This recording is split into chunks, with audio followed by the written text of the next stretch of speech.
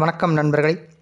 சென்னையில் இன்று தங்கத்தின் விலை கிராமிற்கு 20 ரூபாயும் சவரனுக்கு 160 ரூபாயும் விலை குறைக்கப்பட்டுள்ளது. இதன் விளைவாக இன்று ஆபரண தங்கத்தின் விலை 1 கிராம் 6710 ரூபாய் எனவும் 1 சவரன் 53,680 ரூபாய் எனவும், கட்டி தங்கத்தின் விலை 1 கிராம் 7180 ரூபாய் எனவும் 1 சவரன் 57,440 ரூபாய் எனவும் விற்பனை செய்யப்படுகிறது.